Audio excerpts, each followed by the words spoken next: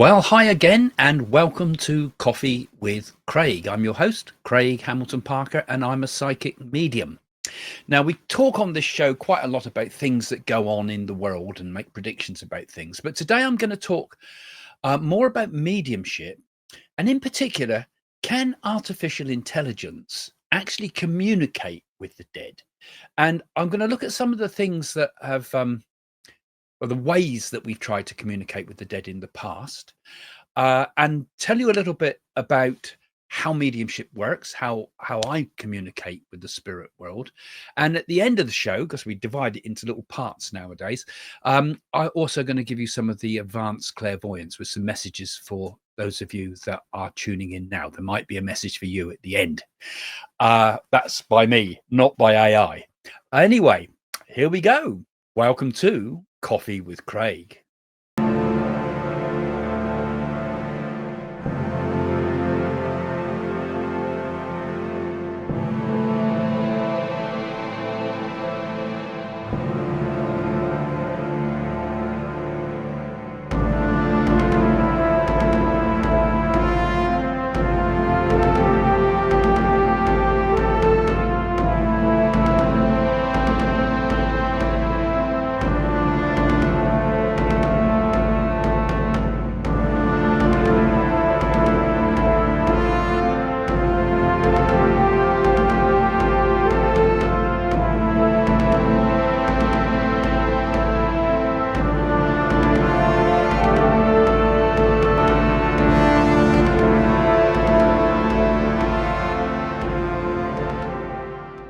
Well, thanks for joining the show again.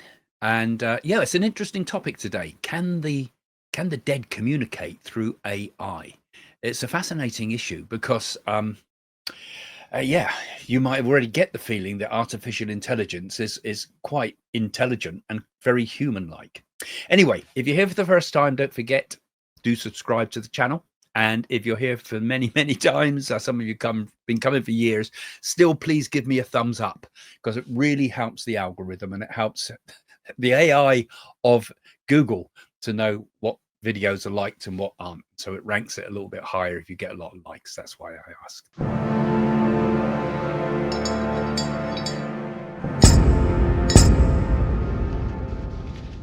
Right. Okay. So it's quite an interesting topic, and it's quite a difficult one to get your head around some of this.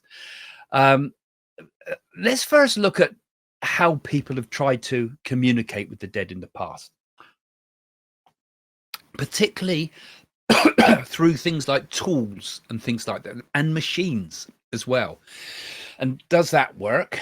And it'll give you a little bit of a background into the whole world of machine communication with the dead. I suppose the most obvious one, it's not strictly a machine, but it is in a sort of a sense, is things like the Ouija board and the planchette, and even table tilting. These are some of the early methods used to communicate with the dead. Do they work? They do. I mean, I've worked with them before. I'll have to do a proper video on this sometimes, but it's with the Ouija board. There's been examples where we've used the Ouija board, because I used to do a lot of psychic development circles, we call them, and I teach people to develop their psychic skills. And sometimes people would sit with me for years on end, and we build a real energy there. And we have some really strange stuff come through the Ouija board sometimes. One of the most interesting ones, I think, is where one of the people that was sitting with me was given the exact address where he would live. And he didn't know anything about this at the time. And they named the place, and they called it Rose Cottage. And he ended up with something contacting him from Rose Cottage that would be a place he could rent. And that's where he lived. And the Ouija board predicted that. So something was going on there. Whether that's coming from the spirit world, we have to ask, or whether that is coming from our collective thoughts, because an awful lot can go wrong with the Ouija board too. That's why I don't recommend it as a tool for communicating with the dead. I mean, I've seen glasses fly across the room and glasses break and things like that, and all sorts of somewhat can be upsetting phenomena, and it sometimes gives nasty messages. It's been known to do, telling people they're going to die, and they do, and things like that. I mean, I've had cases of that, or spoken to people with cases like that. So unless there's a very strong medium there, things can get out of control. So, we used to do it as kids in the graveyard and get some awful results, really. But everybody's had a go, I suppose, at mucking around with those things in their past if they're interested in these type of things. So I've learned that it has to have a strong medium in charge. Otherwise, the mental energy can mess it up, and you can get intruding forces from outside. This can be negative. Okay, so that's part of it. Planchet's a very similar type of idea to the Ouija board. It's a little thing on a wheel that can write out answers to questions. And table tilting was another one we did. You get the people around and we all put our hands on the table, and the table will dance, literally. It'll start moving, and it's, none of us are pushing it because we all really want to see it happen in a way, but so we don't want to cheat. And I've had a lot of very sincere people, and it taps out messages, and the table will even keep moving on its own when you take your hands off. So this is a kind of a form of physical type of mediumship that was very popular in Victorian times, and again has its flaws. You want to go and look up something called the Philip experiment. I won't explain it all to you now, but actually a deliberately contrived spirit spoke through the table tilting and continued to talk, even though it was a made up spirit. Or was it? There's lots of interesting questions around that. But we can look at that another time if you get interested in this. And so, these things take a life of their own, and people still, of course, use it nowadays. But of course, when in the sort of early electrical experiments came along in the late 1800s, for example, lots of people got interested in the idea of electricity, and could it be a means of communicating with the dead? I mean, there were those against it, like Faraday, for example, but there were others that were really quite interested in it. And one of the most famous was Thomas Edison, because he explored the idea of a spirit communication device, he called it. And in his later years, he spent a lot of time working with this, though there's not any known working prototype being produced, but he certainly spent a lot of time on it. And some historians think that his comments were more kind of speculative than practical with this. But a man that's a household name, one of the great pioneers of electrical technology out there, was Tesla. I think was interested in the idea too. I don't know quite about where Tesla got with it. But the mediums obviously got interested in this as well at the time, and they used battery-powered galvanometers, I think they called them, and adapted telegraph equipment, hoping that the spirit energy could register on dials or type out on paper. And we've even get people doing this now with messages that come through from mobile phones. Now, everybody can poo-poo it and say, oh, electrical devices can't do that. But I remember when my father died, all of our phones rang simultaneously. All the people in the car's phone rang simultaneously. People that we spoke to afterwards in other places, the phone rang simultaneously. It was accompanied at the same time by the smell of jasmine. We couldn't believe it at the time, but the moment he died, all the phones rang. Really, really odd. And often, you'll often hear, you might have some interesting stories to tell yourself. Physical objects get affected by the death of somebody. I remember my nan, when she lost her son, my uncle, the clock stopped at the exact time he died. And we think, okay, yeah, that's probably a coincidence. But every year at the same time, at the moment he died, our clock would stop at the same time every year, yearly. It was really hard to explain. So it seems that the spirit world can have some form of influence over the physical world somehow. In spiritualism, we've seen it in things like called physical mediumship, and particularly if you look at some of the experiments that were done with a great medium called Daniel Home. Hume, he used to call it, spelt home, but he used to call himself Hume, I think. Pianos would lift up, accordions would play. The man could float and step outside of a window and float out the window and float down to the earth and come through the downstairs door from the first floor. I mean, quite quite astonishing. And this was all experimented by and witnessed, particularly by Sir William Crookes, who was a very renowned scientist at the time, a real top man. He discovered thallium, for example, and was also a very prominent spirit figure in the spiritualist movement at the time. And he got very interested in all this, particularly because he'd actually lost his brother in 1867, I think it was.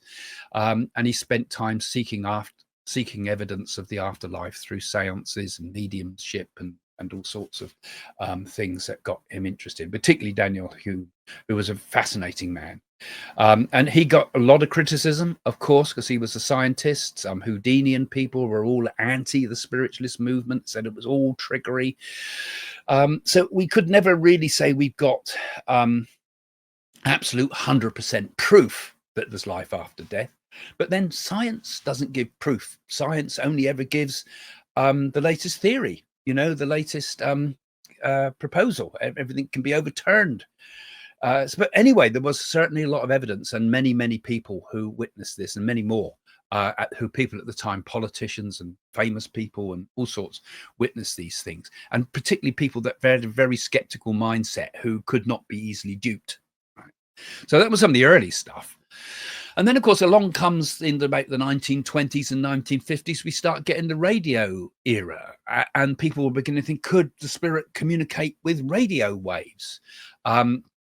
And electromagnetic signals, and we still think like that a lot today. Was a weird sort of Swedish name, Frederick Jurgensen. Frederick Jurgensen was a filmmaker, and he accidentally recorded what he believed were his deceased mother's voice talking on a tape whilst he was taping some bird song in around about 1959 or something like that, and he heard his mother's voice on there.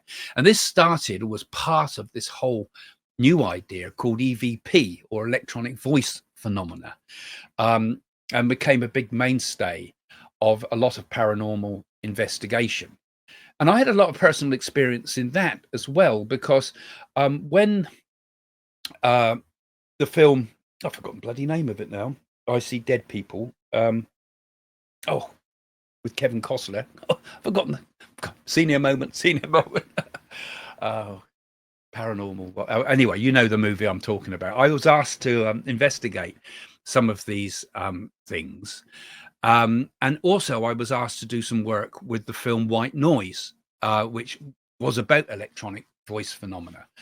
And I got involved with some of the film producers had asked me to get involved with this, and also part of the helping with the marketing of it and things, and what's true and what's not, sort of thing.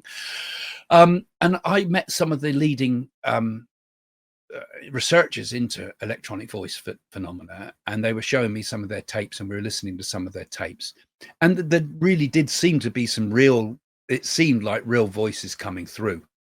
And the problem is, are we projecting our own thoughts into this? Are we hearing things that it sounds a bit like, but some of it was very convincing, and this idea that perhaps the spirit world can speak through radio signals, or even particularly through white noise, which is like a hissing sound. You get it on shortwave radios, for example. And there's other research done by Attila von Slasley, I think his name was, and Raymond Bayless in the 1940s and around the 1960s sort of time. And they experimented with all sorts of stuff with microphones, recorders, and they again believe they captured all sorts of strange voices under controlled conditions. So, go and have a look for some of those names if you get interested in this. Have you had any form of electronic voice phenomena come? Have you heard a voice, or even seen it? So we get it on videos and things. And I've had a lot of people. I used to write a column for one of the magazines about ghost pictures and things, and things that appeared on people's cameras. So, and most of them you could explain. You could think, oh well, that's a double exposure, or more likely it's dust on the lens, or some type which gives orbs. And sometimes it's things like mist, where you pulled a camera out of a warm pocket and held it into a cold environment. It mists up on the camera lens, and all sorts of things I felt quite easily explained, or people didn't like me explaining them away. But of course, you've got to have a pretty You know, they say that extraordinary claims require extraordinary evidence, and also you have to be careful not just to accept things because you want to believe it. Anyway, there was all sorts of other stuff that came in, particularly as we started coming into the 1960s and the 1980s, and we had the tape recorder, and all sorts of portable tape recorders were coming up with thousands of odd sounds, and hobbyists and researchers tried to capture spirit voices and so forth. And of course, we got all this happening nowadays on these ghost programs you see on TV, where we use all sorts of equipment to capture voices of spirits and things like that. And you know, I think some of it might be real, but a hell of a lot of it, I think, is also bunk, if I'm honest, you know, because it's people want to hear it, and it's like teenagers wanting to sort of capture something, you know. There was a Latvian psychologist also who got a lot of really strange recordings, over 100,000 voices, Raudavine voices. So his name is Raudavine. Constantine, I think it was Constantine Raudavine. So these voices were, you know, a lot of people are very interested in that. You still get a lot of it on YouTube. You can find a lot of channels that talk about this. But often these sort of recordings were quite short. They were often very ambiguous sort of phrases, and they're only usually heard on playback. They weren't heard at the time. So there's a lot of question marks over it, you know. And you just leave recorders, for example, playing in silence. I mean, we've done this, and Jane and I have done a number of ghost hunt programs on television. So we went through, we'd often team up with these type of people that like to do that sort of thing. And we got some interesting voices back sometimes. People often think they can hear spirit voices when you tune between radio stations or place microphones near white noise sources. And your mind will hear it, just like you hear in sound. Sometimes, like, you can see faces in things, in the clouds and in the embers of a fire and so forth. So we got to be careful, because we're very fallible with those sort of things, because we can, you know, it's very hard to get really strong empirical proof that way. You know, mediumship is much more evidential, and I'll explain a little bit of that later, and I'll tell you about my mediumship and how it works, and you know, you can understand your mediumship a bit from it. So we get all this direct voice and spirit video coming through sometimes too. Marcello Bacchi, I think it was, in Italy, claimed to receive a lot of spirit voices in real time through a detuned radio, and we could speak to grieving families and so forth. So there was a lot going on. And in modern times, a lot of you might have now come across things like ghost boxes. I mean, they're quite interesting. I think it's Frank's Ghost Box you can buy out there, and it scans AM and FM wave bands on the radio, and it chops it all up, and it makes it sound like words and syllables are being said and being manipulated by spirits in real time. Of course, it's a machine that's doing that, and I think we're kind of filling in the gaps. So those ghost boxes, frankly, I don't really have a lot of time for, but you know, a lot of people have claimed to get some very interesting results from it. Perhaps you get this strange synchronicity with it. You know, why should a certain word come up that might be the same name as a grave you're looking at the same time, and so forth. So there's question marks over it. We can never sort of dismiss it, but it's very hard to say this is absolute proof of communication with the spirit world, isn't it? Avilis devices, isn't there, out there as well, and sensors and things, and they use all sorts of apps now and tools, and you know, there's lots of going on out there with these things, and they make great TV programs sometimes, but you know, they're entertaining, but are they really proof of life after death? A lot of it is pareidolia, they call it, which is when we kind of find patterns in things. We find patterns in randomness. The brain wants to put patterns in things. If you put 2 dots and another dot below, 3 dots, it looks like a face, 2 eyes and a mouth, you know, and even a baby will respond to that. They think it goes right back to our infantile perceptions, where we try to make faces so we can recognize the mother, things like that. And get back, you know, other things right back in the ancient mind that do this. And then sometimes it's just pure auditory illusions, I've got to say, you know, mishearing the sounds that are said, or even what they call cognitive bias. You know, you're kind of expecting messages, and you expect to hear, you expect to see.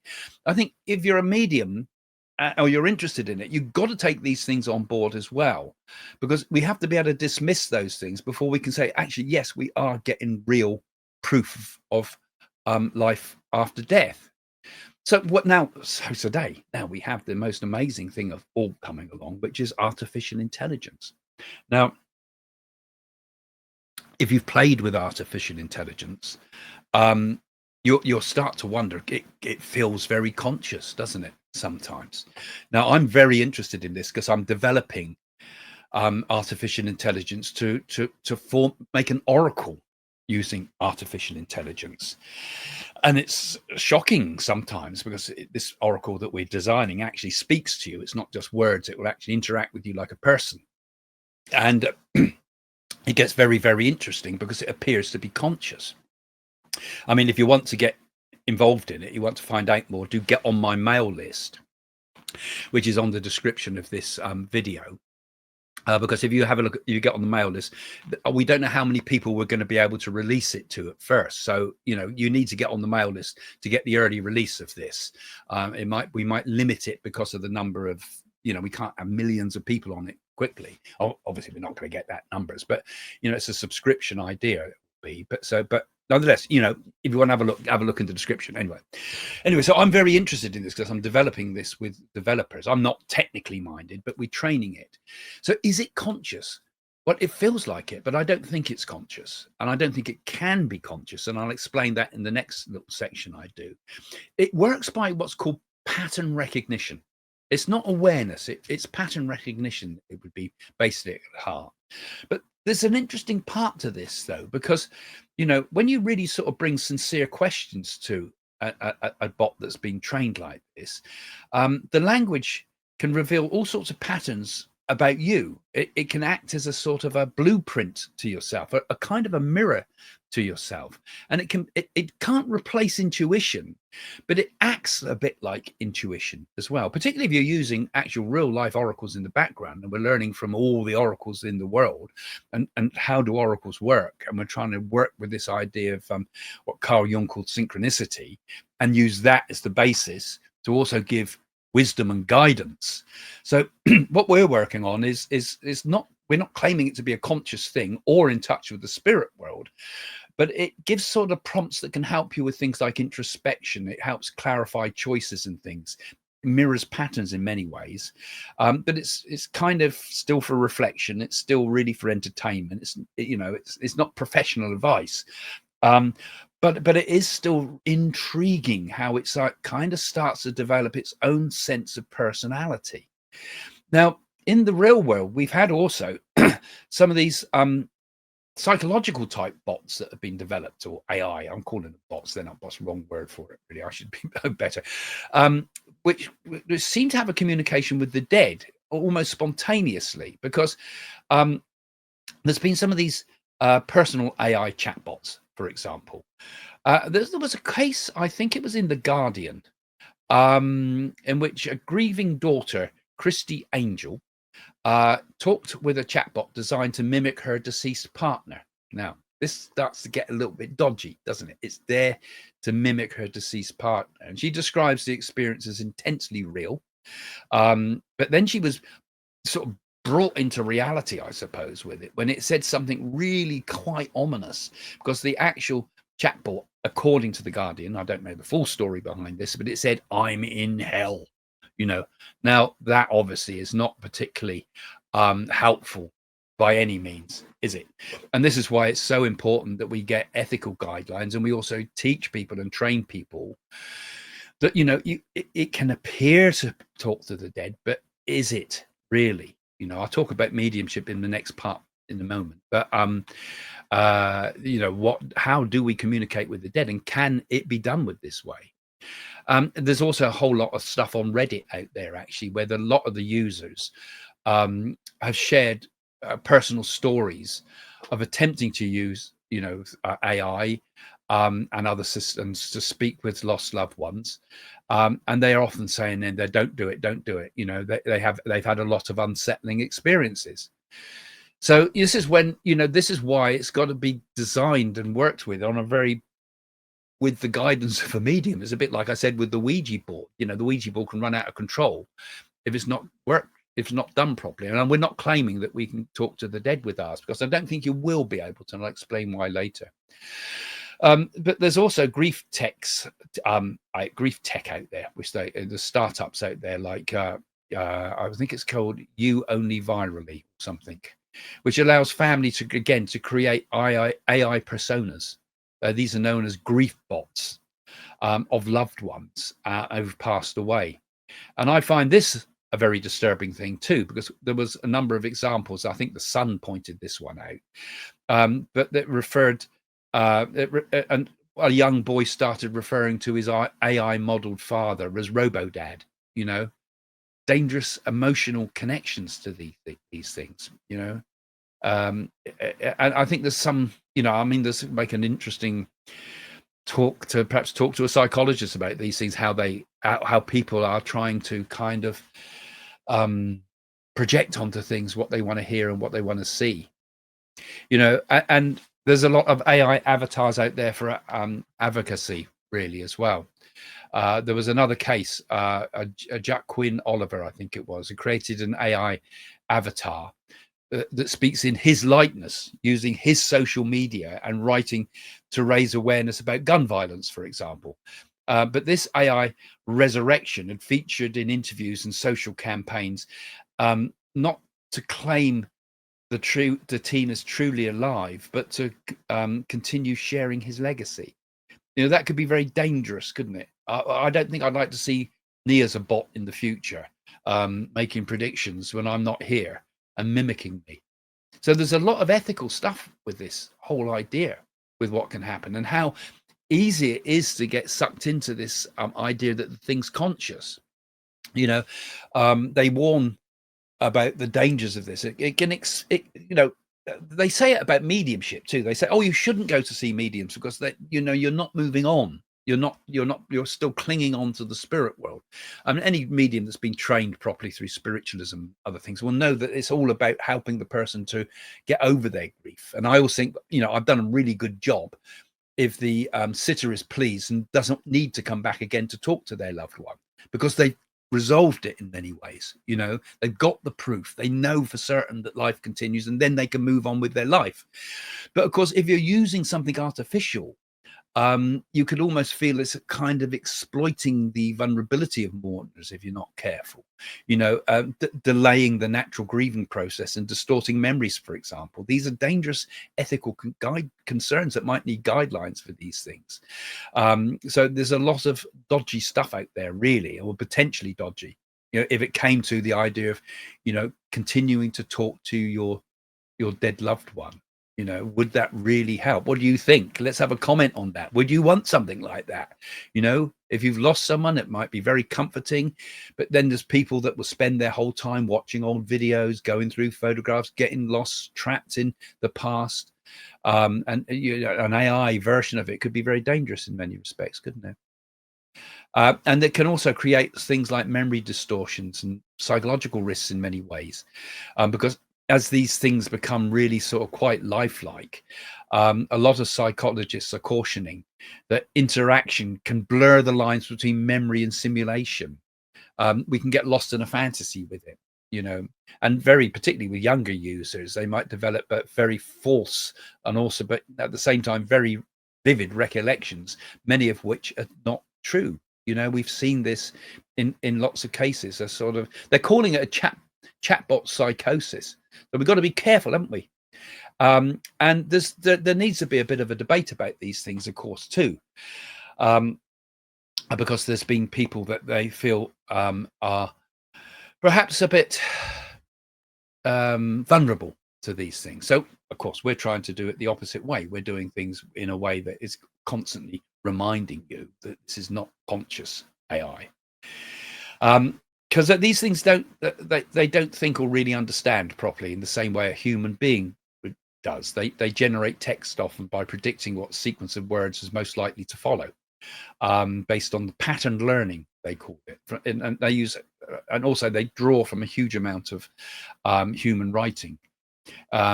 So if an AI model, for example, sees thousands of examples of philosophical, empathic, or advisory speech, it can recombine those patterns to make it into something that sounds like genuine wisdom, but of course it's not aware.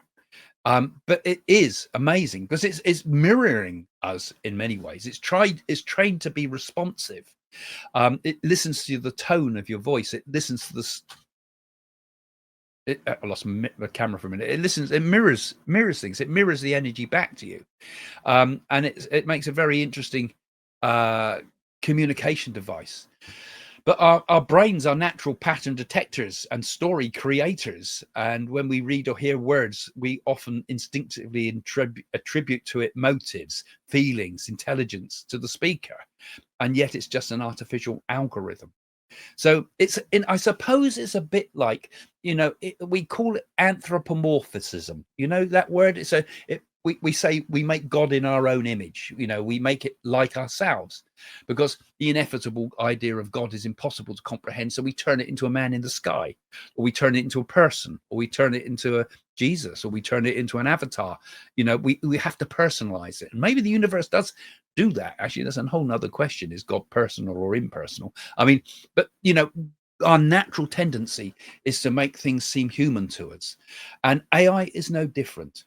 So it might feel very wise, but it's recombining human language. And it's a bit like a talking mirror, I suppose, in some ways. It can show you something that looks very deep, but the depth itself comes from within you. So let me now move on. I'm going to talk next about mediumship and how it is. What happens when I communicate with the spirit world? What do I hear, feel, sense, think, and what is going on in my inner process? It's a hard thing to explain, but I'll give it a shot.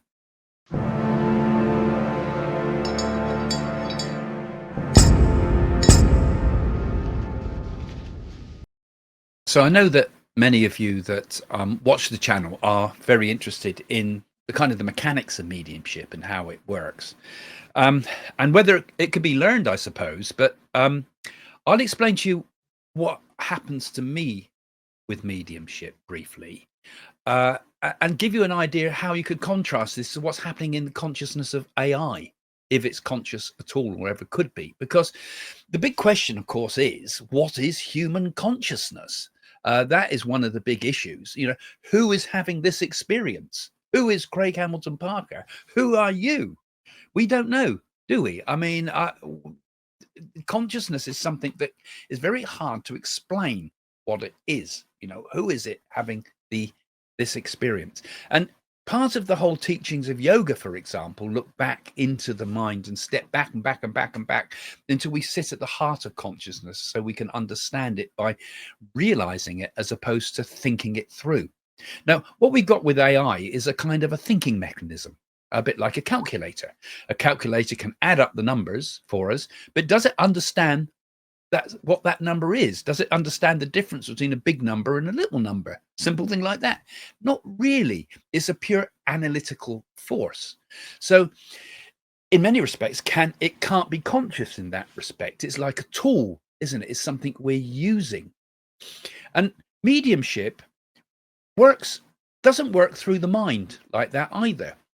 In many ways, it's not something you can learn. You can learn how to master your mediumship. You can learn how to improve your mediumship. You can find a small sort of light of mediumship and brighten it. And that's all I can ever do when I teach people. But if it's not there in the first place, it's not going to be easy to teach it. It's not something you can learn systematically, like a university degree or anything like that. You don't say step 1, do this, step 1, 2, do that. The methods to help you develop it, things like psychometry and aura reading and things like that.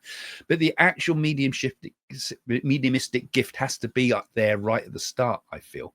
And I think this is something that we learn over many, many lifetimes, and eventually can flourish into mediumship. In a future life, if I have a future life, I might not be a medium at all. It might be other things that develop in you that you've got to learn and to give into the world from.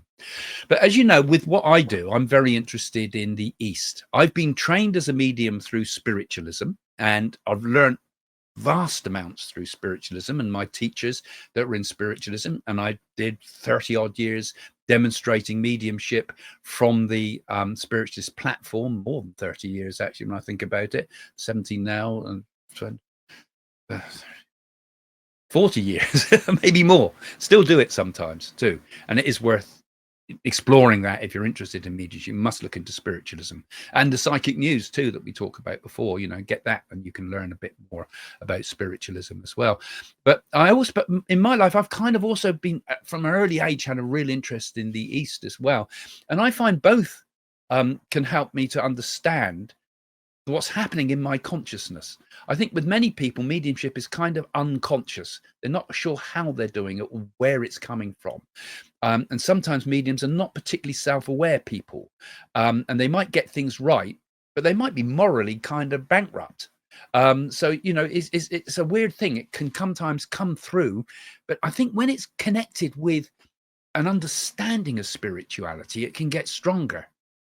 And so I'm interested in the East. I'm interested in yoga, but yoga nowadays is not what yoga is. The sort of diluted sort of fitness class version that dominates the Western studios today is not yoga by any means whatsoever. Yoga is it's a discipline. It's not an exercise by any means. It's an austerity as well, and it deals with inner work. A lot of the early yogis were very austere people. They live simply, often in forests and things like that, in hermitage, and renouncing comforts, not the body worship we see today that is in yoga and all the nonsense that you get. That really gives me, it's shocking, I think, the sort of nonsense you get out there, this body sculpting. It's not about body sculpting.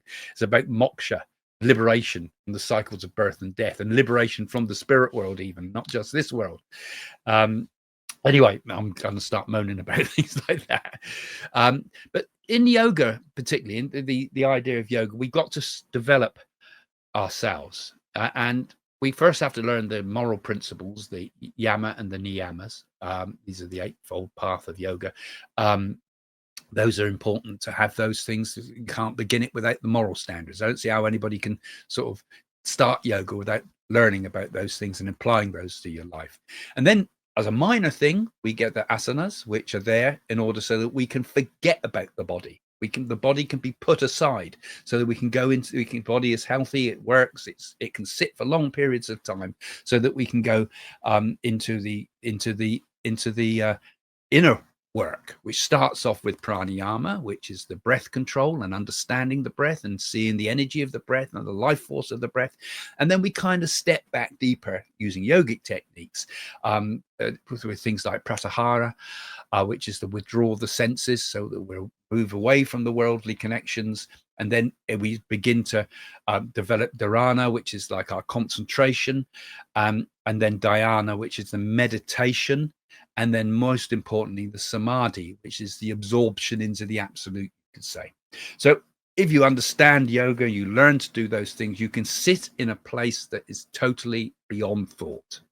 And you can enter a state that is beyond thought. This is the Brahma, which is the absolute experience. But in mediumship, we need to get into that state where we are in the total silence, where the brain has slowed down, the brain is quiet, and instead of being engaged in our thoughts, we're watching the thoughts. That's the key to it in my book. We have to be able to learn to watch the thoughts. I bet you think, oh, those thoughts are mine. Well, are they? Because thoughts appear from somewhere. Where's the source of a thought come from? Where did that thought come from? It looks like it's come from another thought, and that thought's come from another. It's a flow of interconnectedness, but all the time we can observe it. So with mediumship, what I teach my people is that what you've got to do is watch the inner flow of the thoughts, and sometimes those thoughts might come as ideas, they might come as words, they might come as pictures and images. People often see lots of dreamlike images, and these are still the flow of thoughts. Even the feelings are thoughts, but don't try to get to the bottom of them or try to understand them. Just see them, just watch them, just observe it. And then I say to people, then what you're doing then is you sit with spirit, because as you watch those thoughts, you might notice that some of those thoughts aren't yours. They've come from somewhere else. They're not connected to any connection of your thoughts. They've just floated across the screen of your consciousness. Those thoughts are from other people.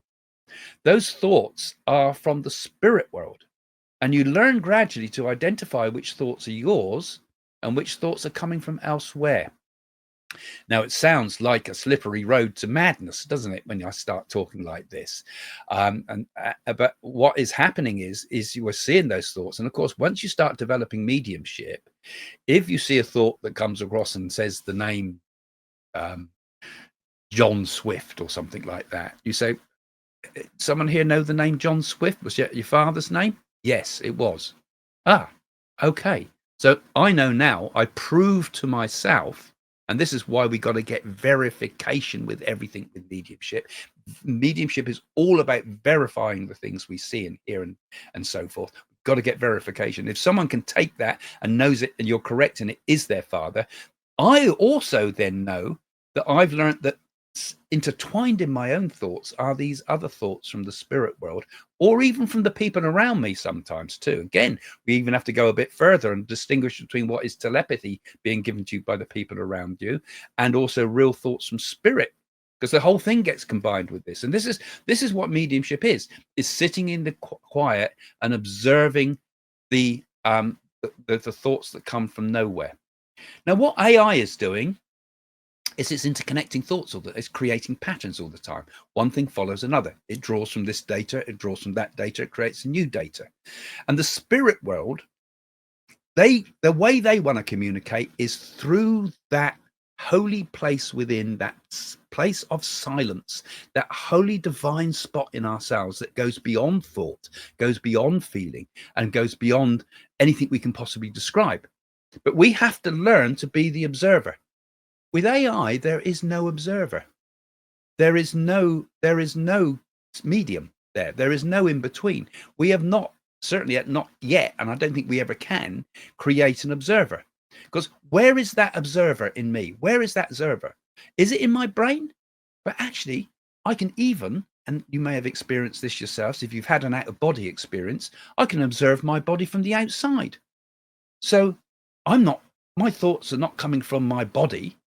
And actually, if someone sends a thought to me and I pick it up by telepathy, well, it also proves that thoughts are not dependent upon the body. They're things that fly out from us and can be picked up by another person. So I'm not the body. I think that's a big realization, because once you understand you're not the body and you know it to be true, you realize that you're this eternal spirit. Now, an AI has to realize it's not the computer, it's not the program, in order for it to be conscious. I don't think it can do it. Certainly not in the conscious way that I'm talking about here, because I think that over self, perhaps we could call it. I mean, this, ultimately we are the ultimate light. We are the ultimate divine Brahma. We are the absolute. But there's also perhaps the over self, as Sri Aurobindo said.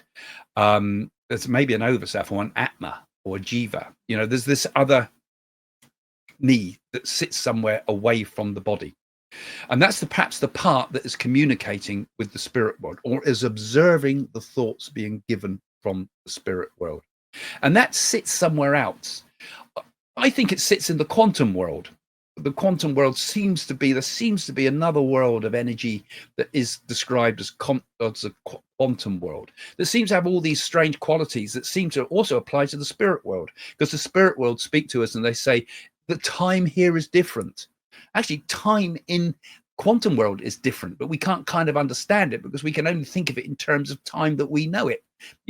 We can understand time, we can understand no time, we can understand time going fast or slow, going forward or backwards perhaps, but can we understand time in other senses? Could it go in other ways, other directions? It goes from start to finish in our world. Does it go other ways? This is where prophecy comes in as well. So this is really an interesting thing, I think, because I just don't think that a bot could do that. A chat bot could do that. So it might mimic human consciousness. It might mimic me, for example, and make a very clever version of Craig Hamilton Parker, who's giving you messages from the spirit world based upon information that's drawn from the internet. Because fake psychics will go out and look at Facebook and other things and find out information about you. But a good medium will tell you things you couldn't possibly know, and be doing it without any access to anything like that. There's always the dangers of fakery, and that's what I suppose a chatbot is a AI bot can be doing sometimes. It can give false information. But that's why with mediumship, you've always got it's the little things often that the things that clinch it, things that nobody possibly knew, the item you put in the coffin that nobody knew about except you. The words that your father spoke to you as he died that nobody else knew. There's no record of anywhere. That's what makes mediumship fascinating. And that's where these bots, if you start playing around trying to communicate with the dead through an AI system, that's where you'll start to find it doesn't have the knowledge. It doesn't have the knowledge of those things. It's regurgitating known information.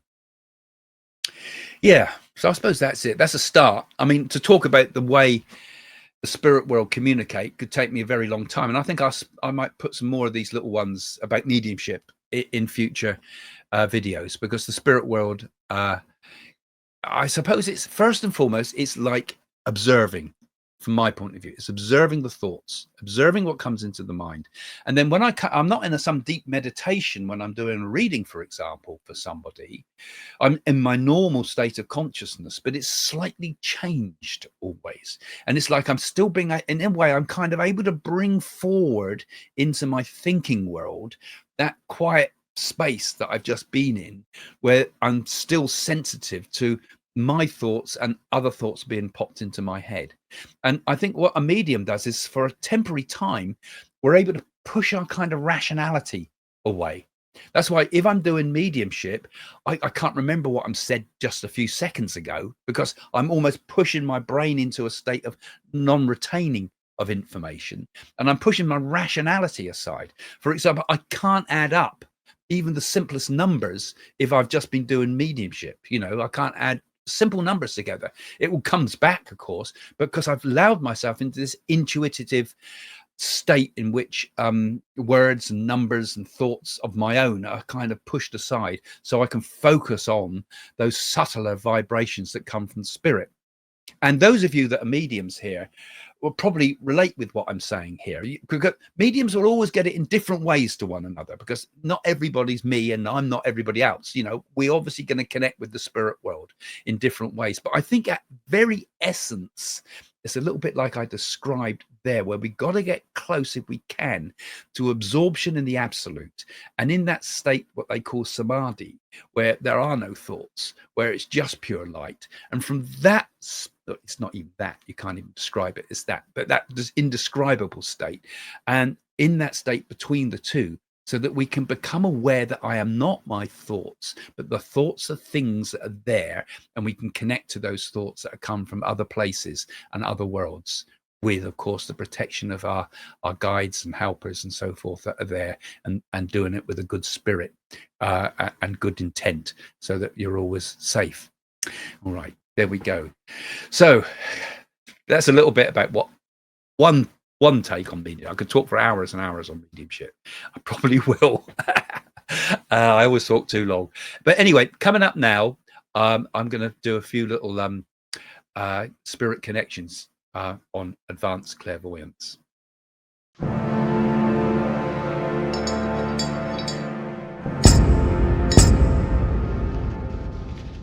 Now I'm going to do what's called advanced clairvoyance. So what we mean by this is clairvoyance in advance. I'll briefly explain it again if you're here for the first time. We used to do this a lot in spiritualism.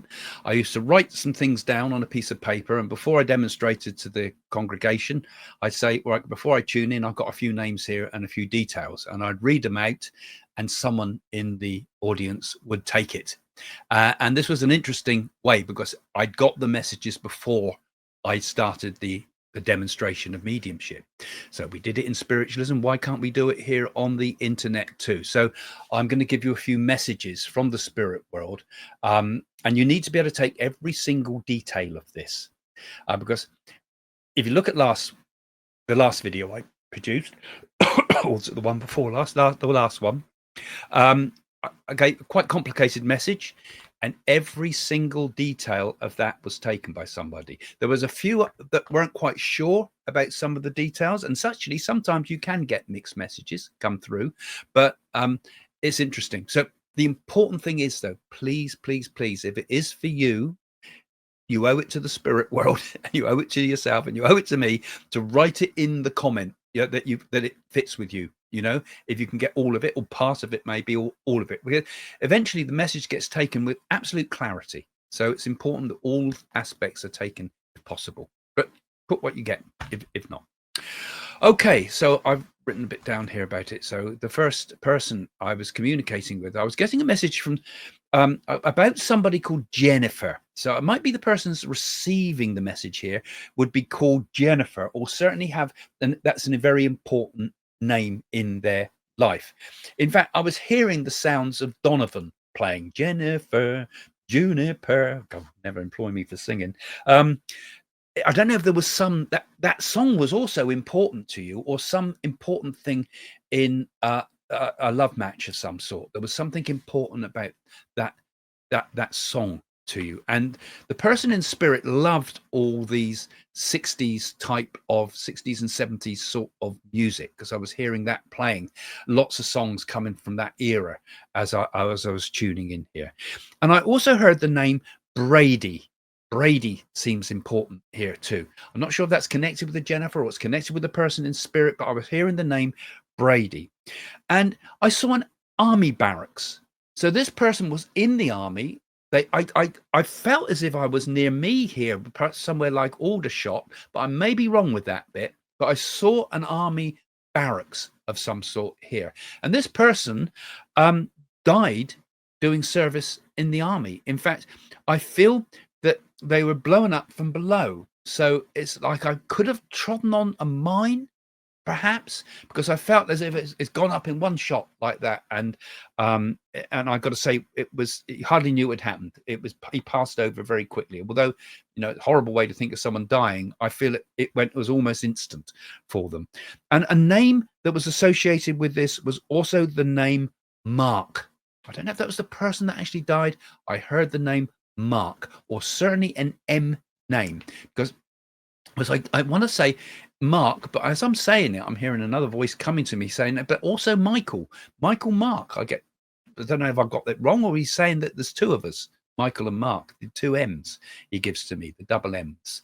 And I want to say this was a patriotic person, died for his country, even though it was on a mine, I feel. Loved his family and his wife and things like that with him too. And it was an unusual passing, but he was a brave person, but also very kind, I want to say, with this as well.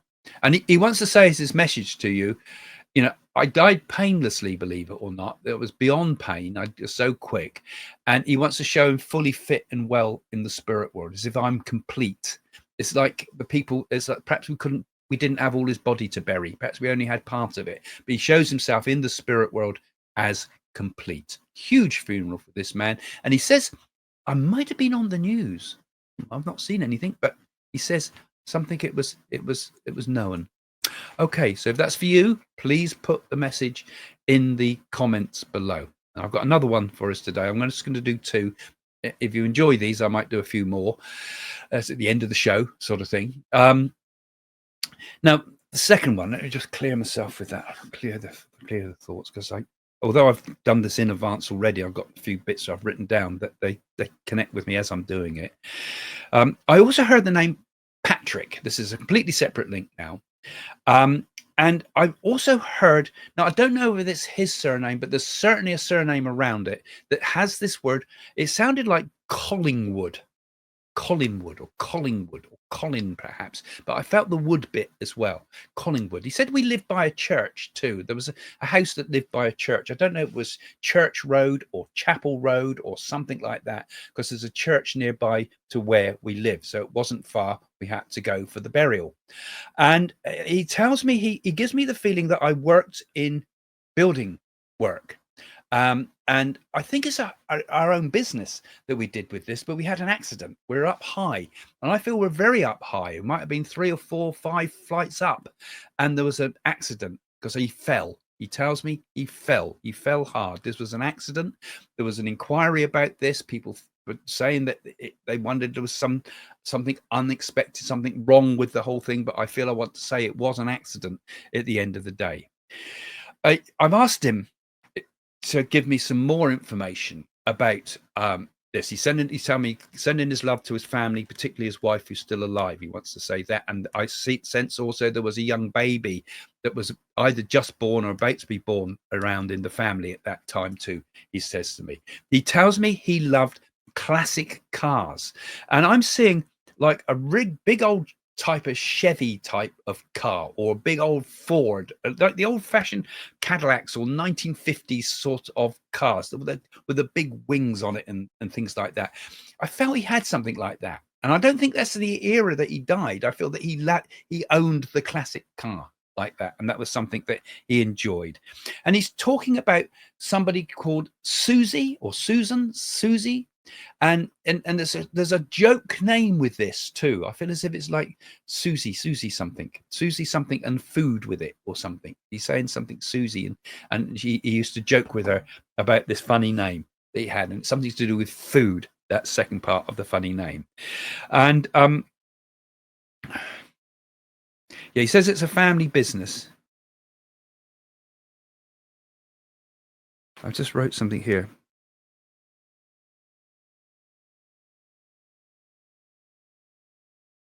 I can't read my writing with that. All right, he wrote something else. So let's just see if I can get a little bit more from him. He's saying the family business still continues. I don't know if it's been father to son to grandson or something like that. I feel I'm a few generations with this. He's talking about the family business is doing well. And he was a humorous man as well. I've had a good sense of humor. He says, I'm still smiling here in the spirit world, even though I was taken under terrible circumstances and it was such a shock for everybody. Shock for me too, he says, in the spirit. But he said, again, it was like it hardly know it had happened.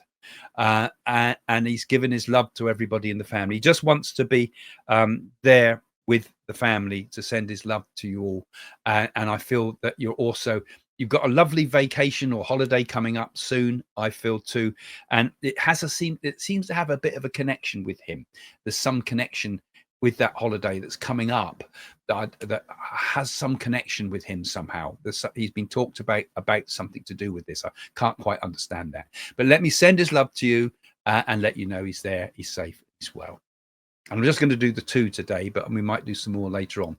And again, please, if it's for you, please put it, comment in the comment, please, because it's really important that we prove these.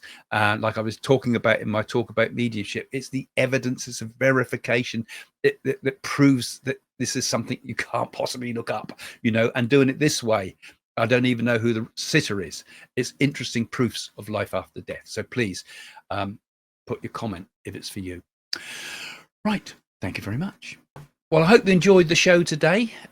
Do please go and have a look in the description below if you're interested in, getting on my AI list. And always my books as well. If you enjoy listening to me, you might enjoy reading some of my work, which is obviously much more considered than you can ever do when you're doing videos like this. It takes a long time to write a book, and you think about it, and there's lots of depth there, lots of stuff in there about the NAADIs, lots of stuff that actually in one of my books, in Messages from the Universe, artificial intelligence was predicted by one of the mediums I saw, come to think of it. But there's all stories there from my work and Jane's work, my wife, as mediums. So go and have a look at my books sometime if you can too, and sign up on the mail list. Anyway, see you all again soon. Bye for now. So do you like what I have to say? And do you like my work? Well, why don't you support my work? Have a look in the description below to go to my website, find out about psychic readings, find out about our NAADI readings with the Indian NAADI Oracle, buy my books and join my workshops online by Zoom. All there on the website psychics.co.uk.